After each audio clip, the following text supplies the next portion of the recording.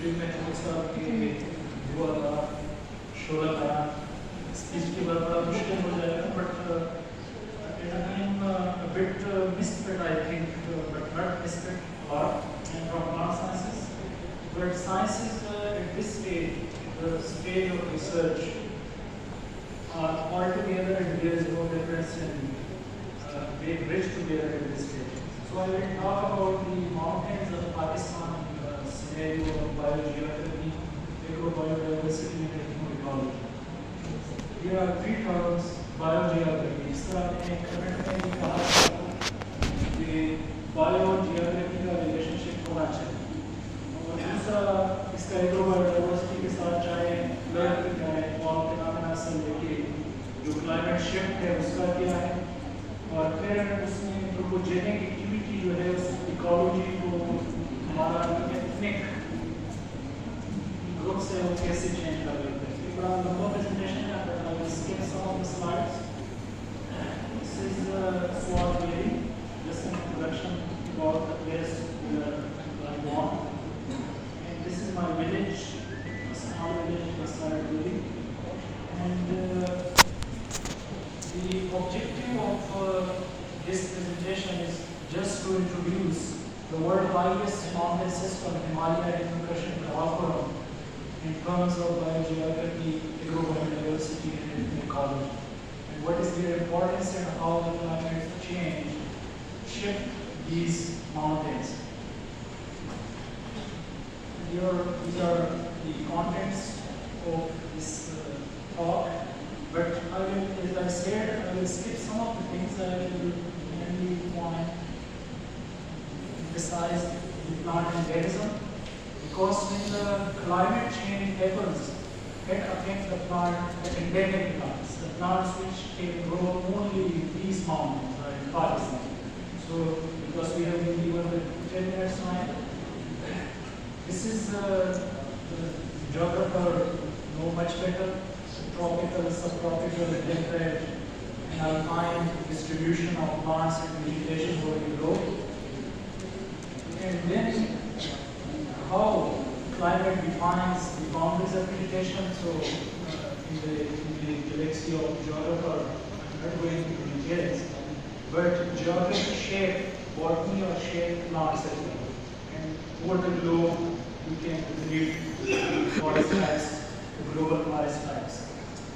And the temperate vegetation, because Pakistani mountains, I'm talking about mountains, and the mountains above certain level from sea, that is about 1200 to 1300, the ecosystem becomes temperate, and our Himalaya and Intercussion Karakoram are mainly temperate ecosystems.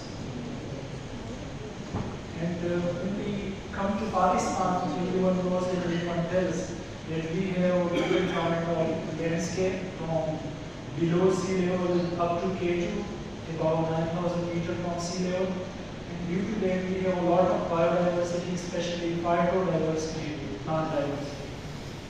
And why these mountains are important, they reach the point of juggernaut.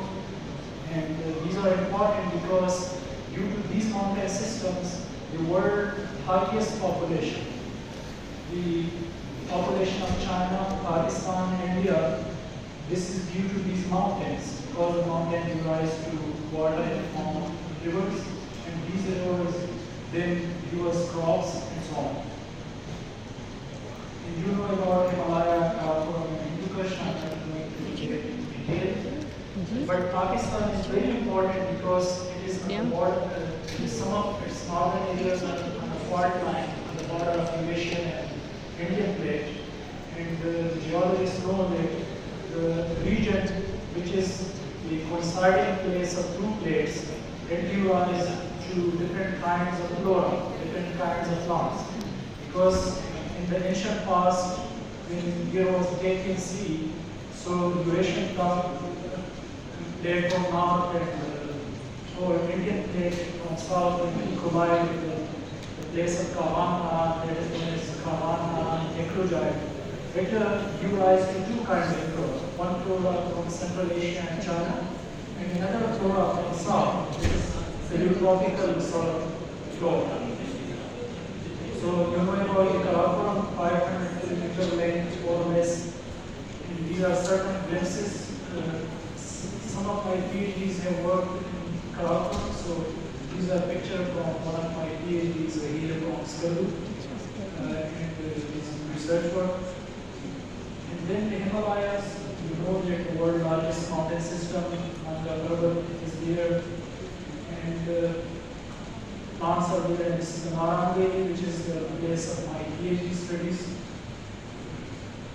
And then the Hindu Kush mountain range, geographical words, location, everything. And these are certain picture glimpses of Hindu Kush range and how the people live there. There's Suleiman range, and one of my students worked in Kuram agency. And these are pictures from Zilan Valley, Kuram agency, Nagaman border, area. And these are certain images in the intensive water.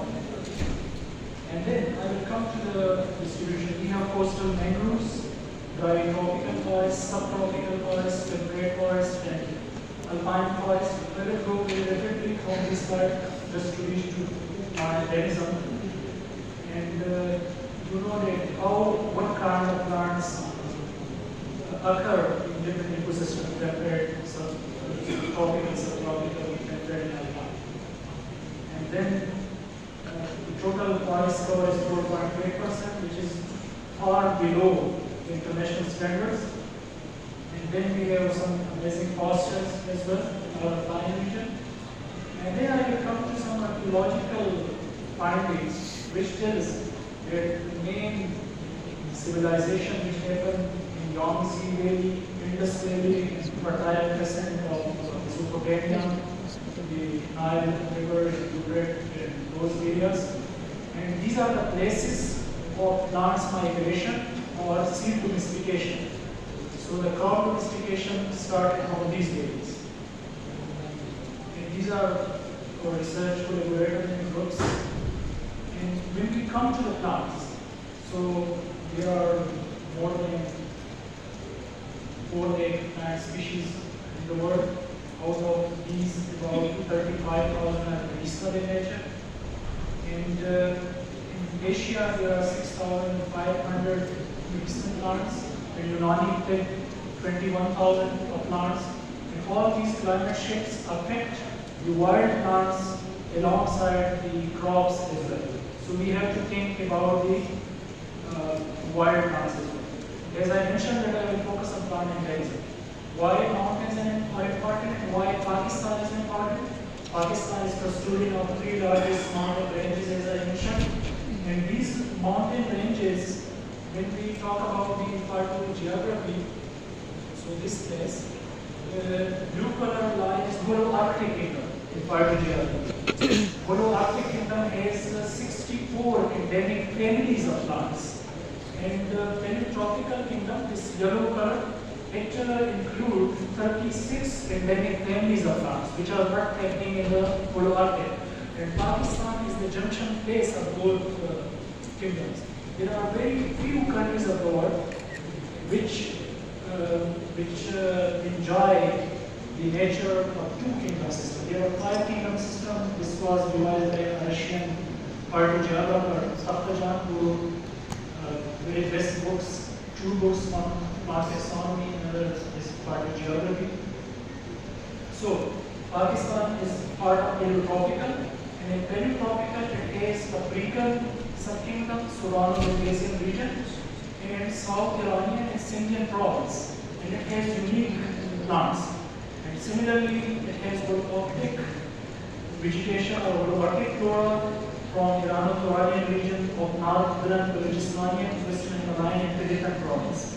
I'm not talking about the administrative provinces, and these are the touristic provinces of Pakistan. This is Western Himalayan province.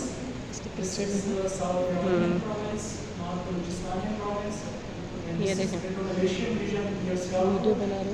This whole is Sindhian province. And the monsoon belt in the mountain range is Japanese belt. So this pattern starts from Korea and reaches up to Panchkora River, is mentioned by Islamabad, where the monsoon range reaches. And this kind of classification gives us these 5 different kinds of provinces. And this is the reason that Pakistan is touristically one of the diverse countries in the world. And we are also having special number of endemic plants as well. So these are the provinces. You can see those touristic provinces, not administrative provinces. And when we talk about the endemic plants, endemic are those which are grown in one area but not present in others. So Pakistan boasts about 400 endemic plants. And these endemic plants are extremely fragile to climate change. When climate change happens, first of all, let us take the endemic plants, because the endemic plants have very narrow range of distribution, very narrow ecological amplitude, and due to their narrow ecological amplitude, the endemic plants are affected at the start of any change in the climate, whether it is precipitation phenomena or temperature change, etc. So Pakistan boasts 5 genera, these Lupia, Suleimania, Quaid-e-Azam, and Spinoceres, which are complete genus, which are endemic, which are present only in Pakistan. So what is the point of my emphasis? If these endemic plants disappear from Pakistan, it means they disappear from the world. And if they disappear from the world, it means we have some reduction in the gene pool. And I will link it to the Nobel laureate Quaid-e-Azam. Quaid-e-Azam was a creator of Mexico wheat, due to which the hunger finished and due to whom the Green Revolution happens. So what Quaid-e-Azam did, Quaid-e-Azam takes some genes against the rust disease of wheat from Thinophyra, a plant, a grass, and another, Agilop tashai, another grass. And he transferred those genes to wheat crop. So suppose that Agilop and Thinophyra were not there, so how he could aid the gene, how could he aid or transfer those genes from Thinophyra to Agilop to wheat? So that's why I emphasize that endemic plants are important. Once they disappear, we will not have them forever, and they can be a source of resistant genes. As I mentioned, that against the rust gene, rust disease, the gene was transferred from another grass. So endemic plants are extremely important in the scenario of climate change. And why they are important? Because they have very small population size, restricted geographical areas, habitat specificity, little genetic variability, and limitation of dispersal and migration. Some plants disperse wildly, cosmopolitanly distributed, and some have very narrow range, and endemic have very narrow range. And what are the threats to these endemics? Mainly anthropogenic threats like habitat loss, habitat degradation, poor exploitation, invasive species, fragmentation, and climate change efforts. And then, how to conserve these endemic plants? So first of all, we don't have the baseline data, and IUCN, International Union for Conservation of Nature, devised different categories for plants, and our endemic plants have not been categorized so far. It needs the input of geographer as well as plant scientists, because the occupancy level, the range of occurrence is important, it is linked to geography. So geographer can work on endemic plants as well. And how to conserve this is, I mentioned baseline studies, identification of topographic and climatic factor, limitation, population trends, conservation status, application of modern approaches as mentioned by many of us in the form of radar technology or GIS, etc. And this is one of the case study from my PhD. This is a slide from Naran Valley. The Naran Valley hosts 64 endemic plants out of those 400 from these 3 mountain systems. So this is a sketch of Naran Valley at the basin of the valley. There are 5 endemics, and some of them are endangered, some of them are critically endangered. Endangered and critically endangered are some botanical terms which are used for those plants which are at risk in near future. And all these plants can be linked to all the calamities and the disasters like flood and things like that.